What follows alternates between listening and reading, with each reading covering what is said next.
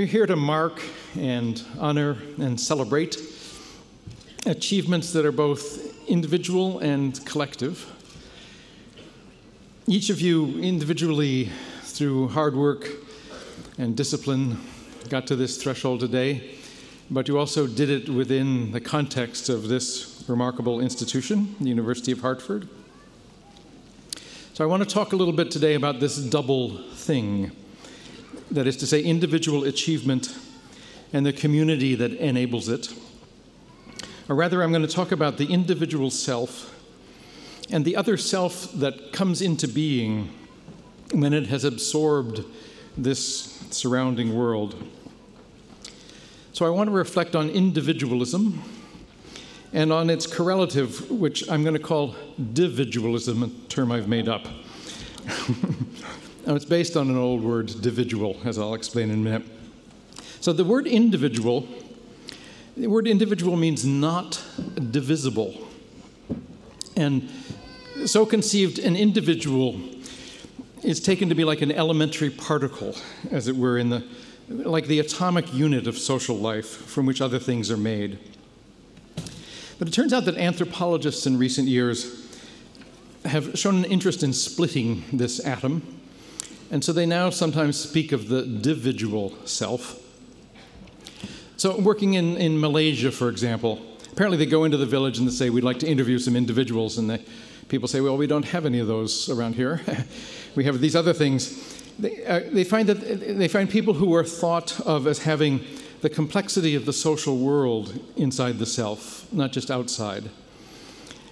And by this notion, your family, your friends, your religious community, the animals that you live with, the gods you believe in, all of these things are not just around you, they are also inside of you.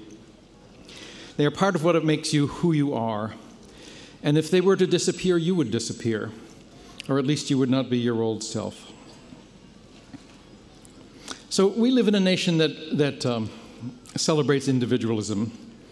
Though that has not always been the case. There have been times in the past when individualism was just as valued, or perhaps even more so. In 1630, the first governor of the Massachusetts Bay Colony, John Winthrop, preached a famous sermon called A Model of Christian Charity. And he lifts an image from the Bible, and he imagines that Boston might become as a city upon a hill, a shining light that would be representative to the world.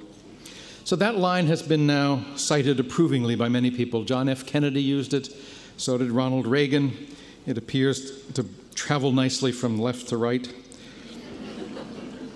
But either way, if you actually read the sermon as a whole, you'll find that it has nothing good to say about individualism.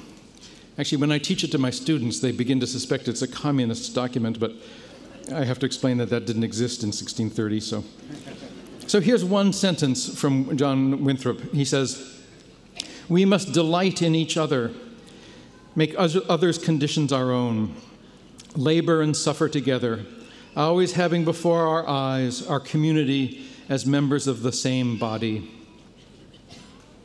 So that is a individualist creed. Winthrop's demand is that we live for and in one another, not just for and by ourselves individually. So I want to jump to the present moment where we find that creed still in play but also seriously contested. 2 years ago, President Obama signed healthcare legislation technically known as the Patient Protection and Affordable Care Act, a law that has been fought over ever since, as I'm sure you know, finally landing in the Supreme Court last March. So this law mandates that all individuals who can afford to do so must buy health insurance. The assumption behind this mandate being that people who don't buy health insurance make it more expensive for the rest of us who do. Why is that? That is because we have decided that when the poor and uninsured, or to take a more striking case, when the children of the poor and uninsured show up at the emergency room injured or sick or dying, the hospital will treat them and pass the cost along to the rest of us. This last March, Solicitor General Donald Verrilli explained this point to the Supreme Court, saying that those who can't pay get health insurance anyway because we have a deeply embedded social norm. I think it goes back at least 400 years to John Winthrop.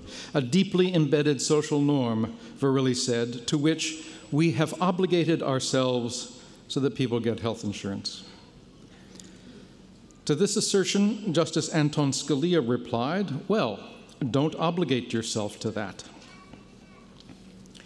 So Scalia's is an individualist creed, extreme perhaps, but also common, which recognizes no individual self obligated by law or by custom to care for others. I myself don't agree with Mr. Scalia, as you may have guessed, but I do recognize that this position has a secure place in our national discourse and has for at least 150 years. It's easy to forget that it wasn't always so. And here I don't mean to go just back to the 17th century and John Winthrop, but in the 18th century too, in the colonial America, individualism was a term of opprobrium. So here's a little sample of remarks from pamphlets and newspapers in the 18th century. Here's one. A people, this is a man named John Dickerson, the pamphlet's here. A people is traveling fast to destruction when individuals consider their interests as distinct from those of the public.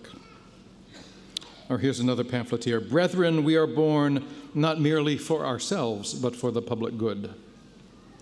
Or here's another one.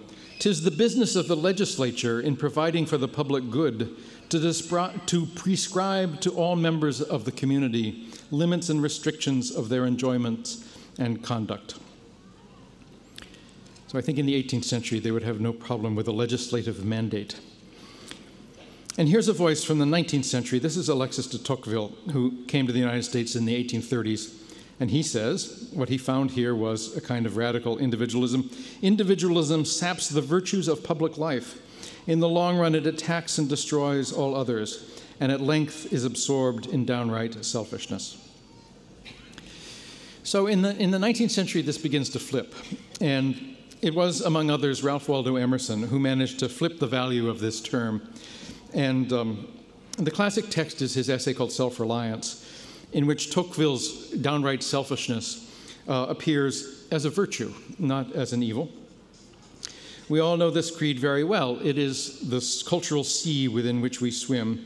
It's part of our national myth, individualism. And as a friend of mine says, a myth is a story that you cannot get out of. And that being the case, I doubt that I will demolish the myth of individualism today, but I can nonetheless try to poke at the seams of it from inside.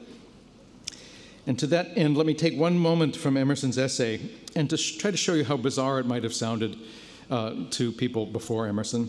At one point in Self-Reliance, Emerson tells his readers, you must insist on yourself, never imitate. And then he has this rhetorical question. He says, where is the master who could have instructed Benjamin Franklin? Every great man is unique. So I've actually done a little work on Benjamin Franklin. And this question is very odd. Where is the master who could have instructed him? Well, if you know anything about Franklin at all, there's a long list of people who instructed Franklin. For example, Benjamin Franklin had read Sir Isaac Newton's book Optics, and it helped Franklin figure out questions to ask when he began to study and theorize about electricity in the 1740s. Or there were journals from London, The Spectator, Addison and Steele, that Franklin found when he was a teenager. And he used those essays to school himself in how to write his own essays. Or Franklin published a pamphlet about how to build a wood stove. He famously invented the Franklin stove. But the pamphlet not only tells his community how to imitate what he did, but if you read it, you see that he learned how to build wood stoves by reading 6 or 7 books from France and England about how stoves work and heat and hot air and so forth circulate. It's not hard to make a long list once you know a bit about Franklin's life. And Franklin himself was never reticent about his debts. When he sent letters to London explaining what they had discovered about electricity, he carefully named the collaborators that he had in Philadelphia. For the theories he had were not his alone. He was one of 4 men who set up a shop in an upstairs room at the Pennsylvania State House, and all of them made contributions to the theory that we now associate with Ben. Franklin was not a self-reliant person. He was an other-reliant person. And to try to imagine what that is, I have become fond of a remark by the German playwright and poet Goethe. Late in life, somebody asked Goethe to talk about his own practice, and he asks the rhetorical question. He says, "What am I?" And then he answers. He says, "My works have been nourished by countless different individuals, by innocent and wise ones, people of intelligence and dunces. I have often reaped what others have sowed. My work is the work of a collective being that bears the name of Goethe." So how should we imagine the achievements that we're here to celebrate today? Are they individual and unique, or are they individual and collaborative? Myself, I think that they are always simultaneously both of these, and that the question proposes and asks us to think of a false distinction. But in this country, the distinction does persist, and the answer tends to fall on the Emersonian side. But let me come back then to Benjamin Franklin a bit. My point is not that he wasn't unique, as Emerson claims. Of course he was. But how odd to see him as only that and as nothing else. Franklin's scientific achievements are in actual fact a good illustration of the general case that creativity in science is cumulative and collaborative. It proceeds collectively. It flourishes in conversation. In an early letter to a friend in London announcing what they had discovered in Philadelphia, Franklin wrote, "You are at liberty to communicate this paper to whom you please." That was the ethic of what used to be called the Republic of Letters, liberty to communicate. Franklin's group wrote letters, printed pamphlets, borrowed freely from what they read in proto-scientific journals that appeared in Germany, France, England, and America. The genius that this man had was the genius of a collective being, of a individual self. He also has individual genius, I don't deny that, but what really made him unusual was not his individuality, but his ability to receive and entertain so much of the culture that surrounded him. The mind of this man was a great host, a sponge. It was blotting paper, not a self-reliant isolato. So if you see it in that light, the Emersonian lexicon that's come down to us of self-reliance, self-help, self-teaching appears very strange. To rely, to help, to teach. These were once simple transitive verbs. I rely on you, you help her, she teaches him. In John Winthrop's Boston, there were no self-help books, and the person who suffered could assume a community whose members would suffer together. That has largely changed, of course.